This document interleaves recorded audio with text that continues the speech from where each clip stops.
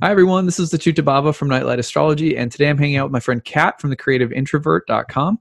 And Cat is helping me over the past year or so to gather questions that all of you have for me about different topics in astrology, put them together, and we're creating almost just like mini little interviews so that I can field your questions and we can create a little bit more of a conversation around them. So thanks for being here again today, Cat.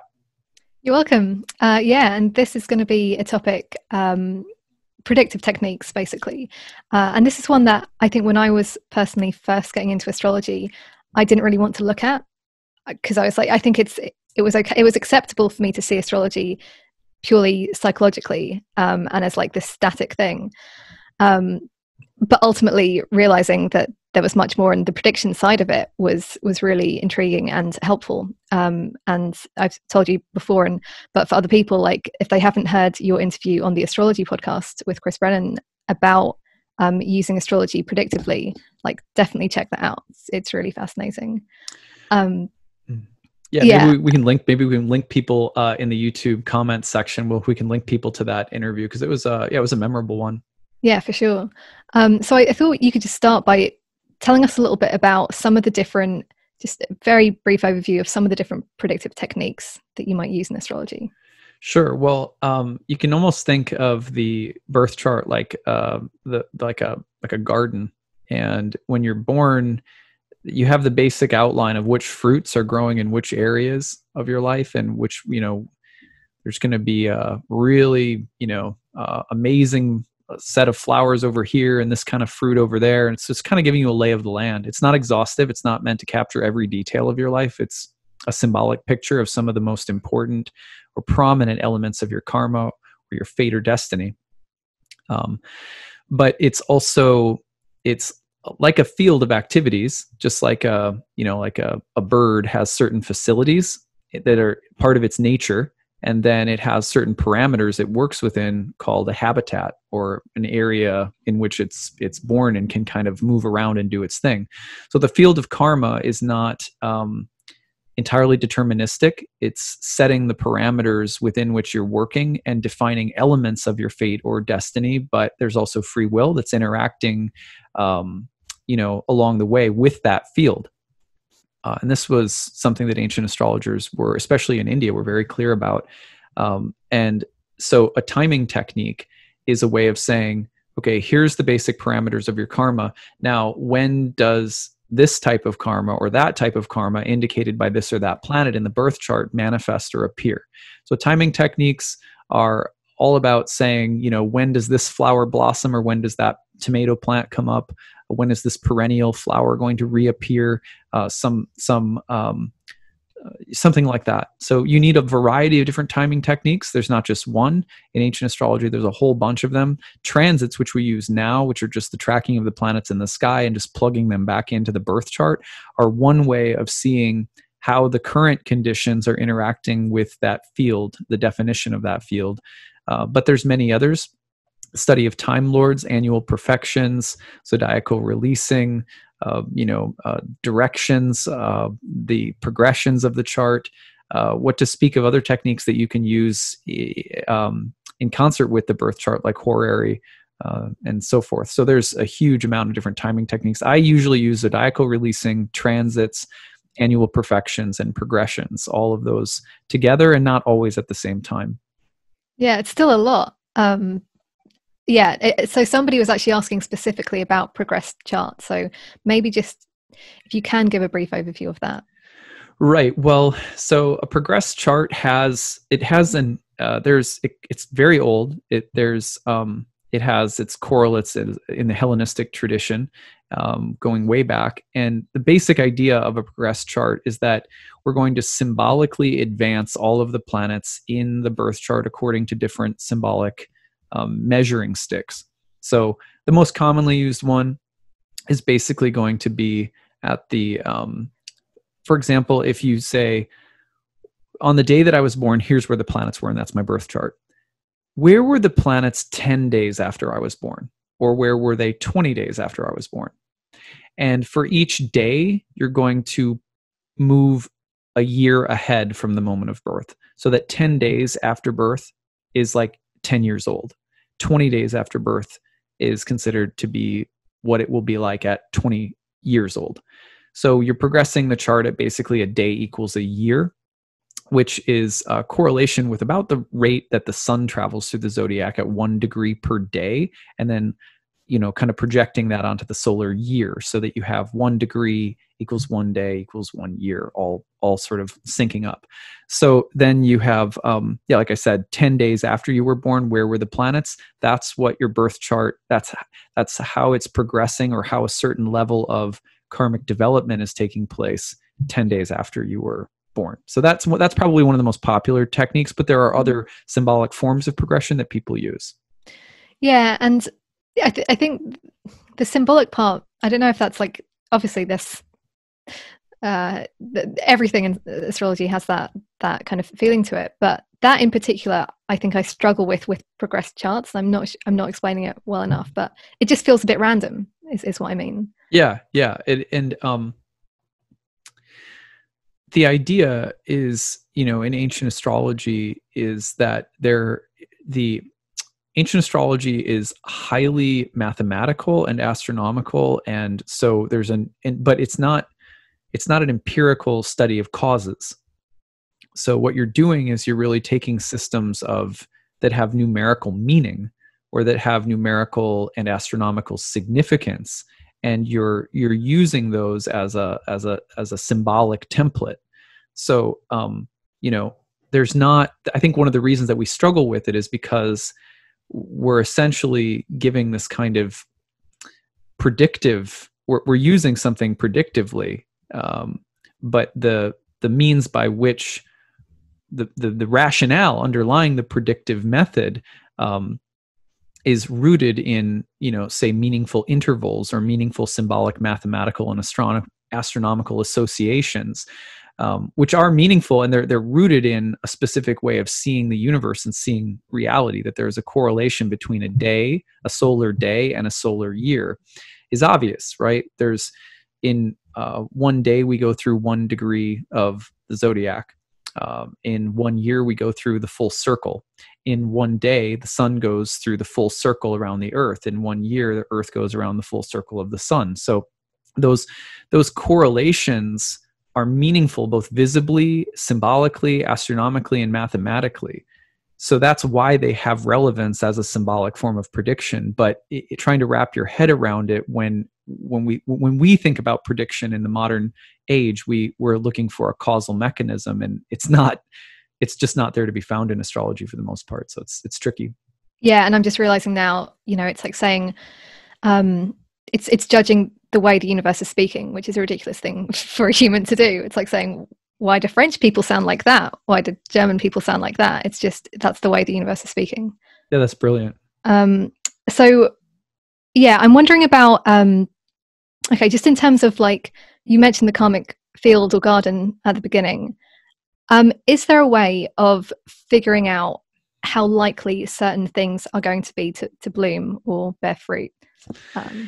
Yeah, that's tricky. I mean, let me put it this way. All evidence points to ancient astrologers having a system that is far more sophisticated than what than what we have today, and that even what, like, modern astrologers who practice classical astrology, such as myself, have today.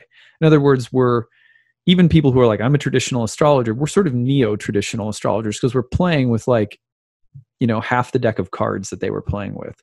Yeah. So that makes it tricky. But all evidence, when you read, like, the Yavana Jataka, which is one of the classic ancient Indian texts on astrology, or some of the other ones, it's like they were like engineers with this stuff. It was pretty sophisticated. And so the ability that they had to be very specific about things, in some ways, it far surpasses what we can do. But all indications are that the forces of fate and karma are real, and classical astrology certainly points that out. I thought that they were far less real when I first started because I was practicing mostly psychological astrology. And in a sense, when you read anything psychologically, you're talking about an inner subjective relationship with the planetary transits, which obviously is going to feel and be, in a sense, more free. But when you look at ancient astrology, it's much more of a karmic science. What types of karma are blossoming at what times in a person's life, and they're really much more non-negotiable. It's like trying to change whether or not it's going to rain outside just by thinking positively. You're not. But that being said, it's still important that that astrology predictively be archetypal and multivalent, because the soul does have free will, and fate and the future are always, to some extent, it appears, both from my own practical experience and what ancient astrologers said, the future is not entirely determined. There's some sense in which it's opened, or you could say it another way. You could say that, like, I know this is going to be a terrible analogy, but let's say that you're sentenced to 10 years in prison. So it's some hard karma. But let's say you have the opportunity for parole, right? So there's some possibility that you could get out early from that fate.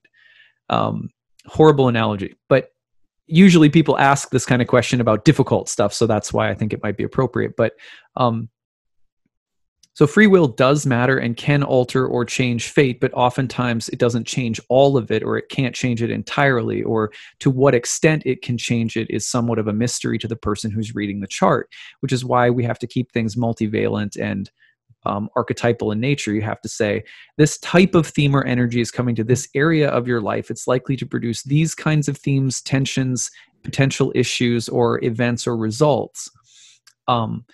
Then a person says, okay, now I'm aware of the realm of possibilities. And then if a person asks that next question, which often comes, which is like, well, what's the best way to navigate this? And that's where astrological consulting or counseling in it becomes more psychological or more spiritual, in a sense, spiritual counseling, because then we sort of have to say, okay, well, here's the best advice for working with Saturn, or here's the best advice for working with Jupiter, or whatever the case might be. Yeah, and I want to come back to that. But yeah, it's funny to think about how much we can actually change things. And it makes you think of, I mean, you're a parent. I'm not. I don't know what this is like. But imagining that you might give your kid, it's like you have to have lunch, but you get to choose if it's this thing or this thing. It's like you're allowed to have a little bit of wiggle room with this, but you still have to go through this experience. And that kind of helps me personally deal with the inevitability of certain things in my life. Yeah, it's like the greatest trick that I feel like, my wife and I pull on our kids. It's like, okay, you can have broccoli or you can have asparagus. It's never choice. Ice cream though. It's never ice cream, No, I'm just kidding. I'm just teasing. Yeah.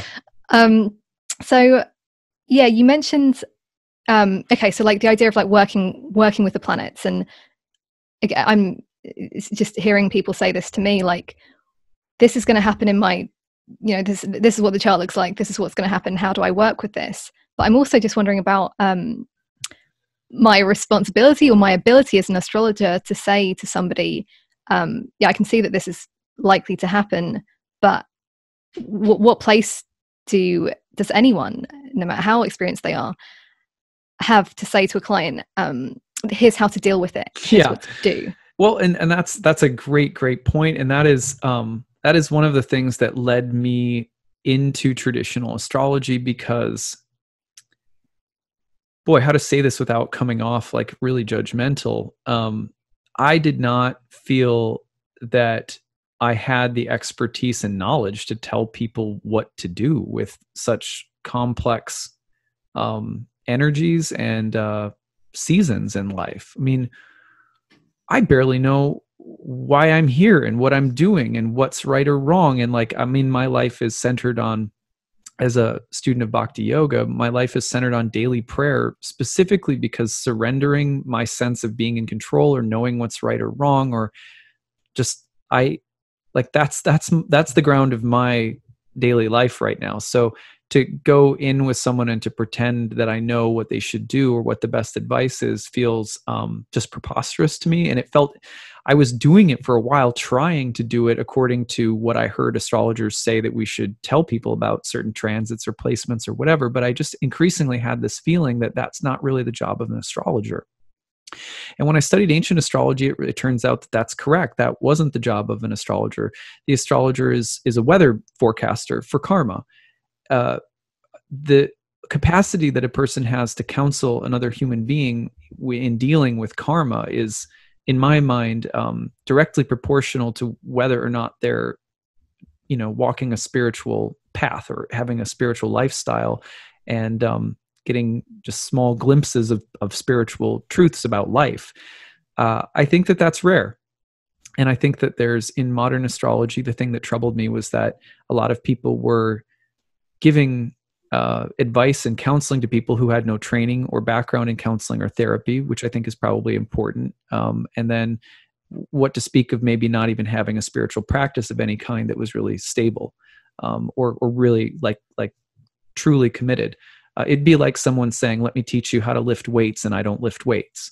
It's like, well, if I'm going to give you spiritual advice and, the best I have is spiritual sentiments, that's not enough. Not by a long stretch when it comes to what ancient astrologers were doing, which was, they had a very dedicated, almost like monastic type of lifestyle. Was it perfect? No. Do we have to adapt it to the modern world? Yes. I'm not saying we should be like, total ascetics or anything, but I was just troubled by that astrology people would come to me not primarily to understand, these seasons and movements of karma, but being like, I can't find love, and can you tell me what I need to do to fix that? I was like, and then you have like just some dating apps that they can use. No. Yeah, exactly. It's like I don't have the answer for you there. So but there is a dimension when you're working with someone regularly within a chart where understanding the chart and the signatures in the chart psychologically, karmically, etc., you can give sound counseling advice to people, and there are many astrologers who do a fine job of that. So I'm not trying to say it doesn't exist, but to me, that's not the primary role of an astrologer. The role of the astrologer is to help a person understand the map, where you're going, when, what types of things are cropping up, and then tell people, here's the traps we tend to fall into with Saturn. I'm not going to tell you what to do. I'm going to tell you what Saturn may tempt you into thinking or doing, or how Saturn may coax a person into acting that could be really negative. And here are some of the traits of Saturn that sometimes call to us where we can improve ourselves or our own situation in life. So if you know the planets really intimately, the counseling comes easily, because you can say, I can't tell you what to do, but I can tell you what this planet is like and what this area of the chart is like with regard to this planet, how they interact. And then sometimes counseling becomes, you're holding up you're helping a person understand how they could enter into right relationship with the planet, but it's still up to them to figure out exactly what that means. Yeah, I think very simply, the weather forecast analogy does help in this way. Like, weather people don't really tell you. I mean, some might say, here's some advice for today. Wear sunscreen. Yeah, bring an umbrella. But I'm also just wondering, this is a question that I hadn't even thought about with traditional astrology, and maybe this is a bit off topic, but just this idea that maybe in the past, like thousands of years ago, like people were generally more comfortable with the idea of fate for a start.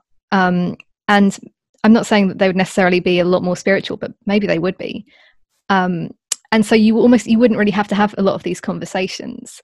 People would be okay with the idea of, maybe they're not going to be okay with it, but having a more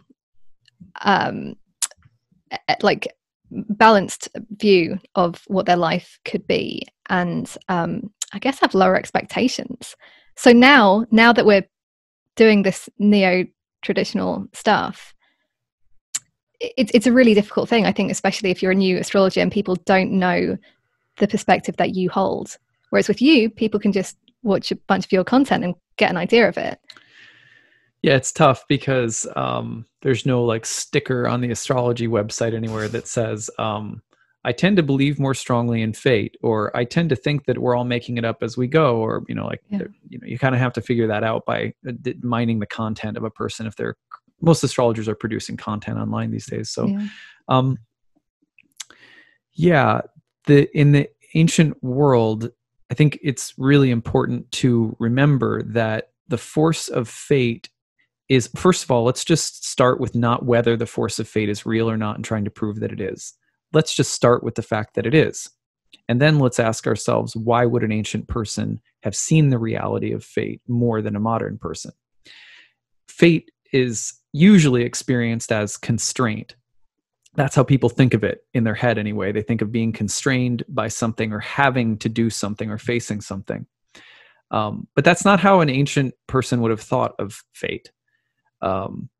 Because a modern person thinks of constraint in that regard because of the overwhelming value and emphasis that is placed on autonomy, sovereignty, privacy, individual rights, etc., which are great blessings in some ways of the modern era, and they're also arguably curses. So, with the coronavirus and the pandemic that's happening right now, it's happening in a Saturn-ruled sign. Everyone's forced to stay inside, and a lot of people are opening back up now, but people are like forced to stay inside, and that the constraint that they feel and the pandemic, more people than ever in my entire 10 years have been asking me for consultations, have been, signing up for my classes, have been interested in karma. Family members who are skeptical about karma are like, what's going on in the world? This seems like a destined event, Why? It's because suddenly their ability to exercise free will is limited by forces beyond their control. And suddenly, magically, they believe in fate. It's not a big deal at all. And they're actually more interested in learning about it. And this is also, by the way, people who are marginalized in the world tend to have no problem with fate either. Not that they don't have a problem with constraints or limitations that they face. They don't have a problem being like, yeah, it's real. Do you know what I mean? So the more, like, if you go to different places in the world, like India still today, South America, where I spent a lot of time studying South American shamanism, things like that. There's other places in the world where the constraints of everyday life, because the opulences of modern, technological society are not the same in all places of the world.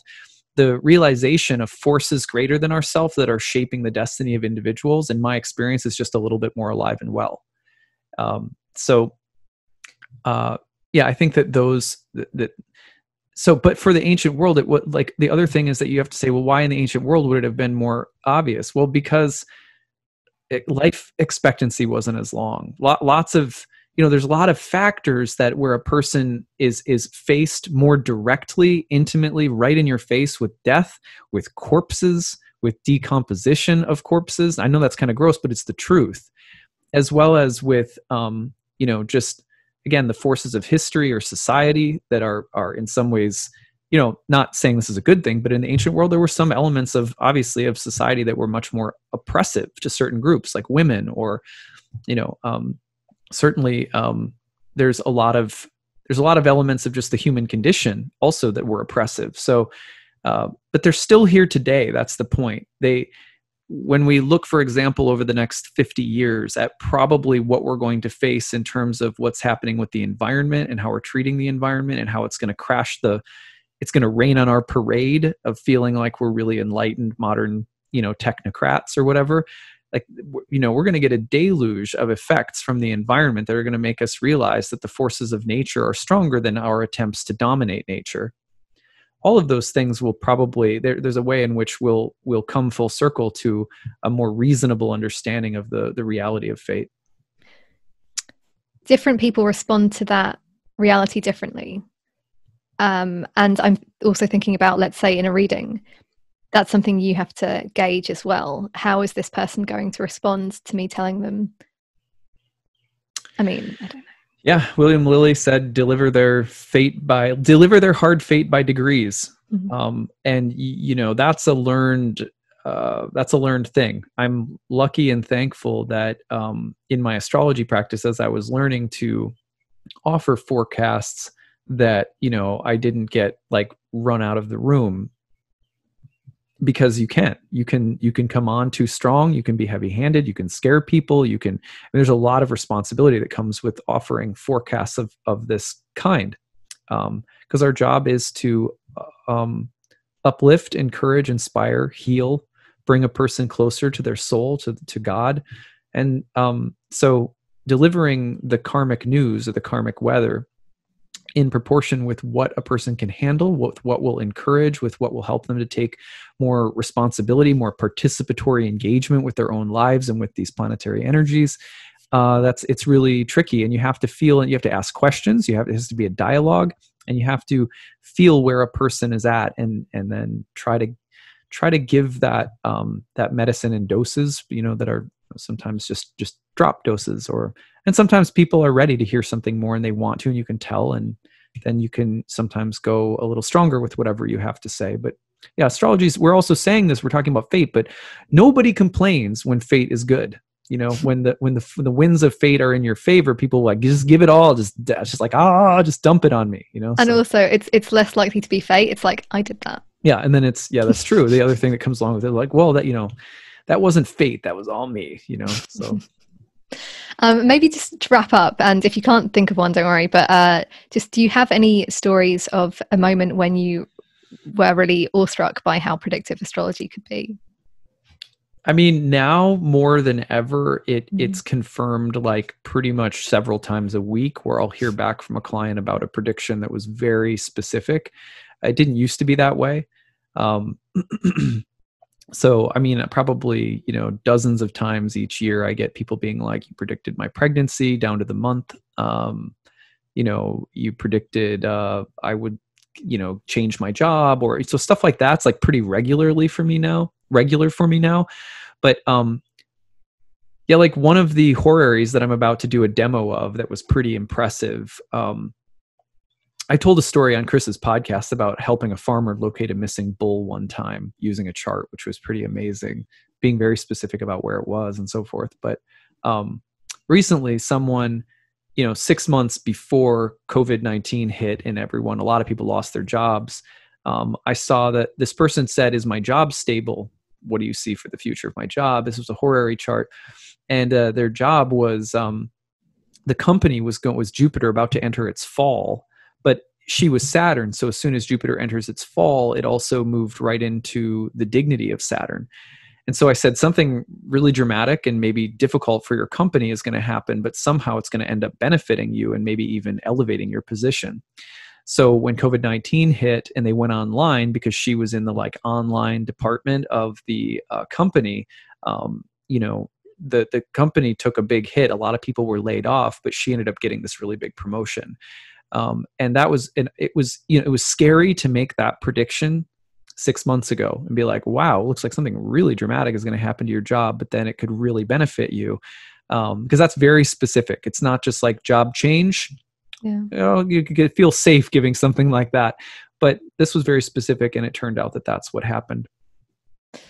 Yeah. That's making me think that, you can know a lot of stuff about astrology, like know how the maths works basically, but not necessarily have that ability to be so specific, especially when it comes to predictive techniques, unless you've got years of experience behind you. Yeah, and you have to be comfortable with making mistakes as well. Kind of just have to get experience and be okay with making mistakes. Don't stake your ego on it. It's never about our ego as diviners. It's like that none of this comes from us. The techniques didn't come from us. The ability to use them ultimately still boils down to using them so that the voice, the oracle, can speak. And you have to be, in my mind, the best diviners are ones who are very respectful of the mystery that pours through the chart. And there's no, I didn't possess this, it doesn't make me great. That attitude will really entangle you. And ancient astrologers actually warned that could give a person a next birth that's very, very difficult as a result of sort of abusing the oracle even. Yeah. It reminds me of the difference between learning a language through something like an app. Like I was using this really great app, and I won't name it because now I feel like I'd be bad mouthing it. But versus like going to a country and meeting somebody and falling in love and learning it through them versus just using the app. Yeah. Like for an hour in the evening. Yep. Perfect analogy. So I think that's all I've got in terms of the questions for for today. Well, thank you everybody for those questions. And thank you, Kat, for organizing them and just creating a conversation for us. Really appreciate it. So we have more of these that we're doing. This is a fun series. If you have questions, you can send them to info@nightlightastrology.com, and Kat and I will throw something together for you. So thank you, everybody. Make sure you check out Kat's work at thecreativeintrovert.com. All right, take care. Bye.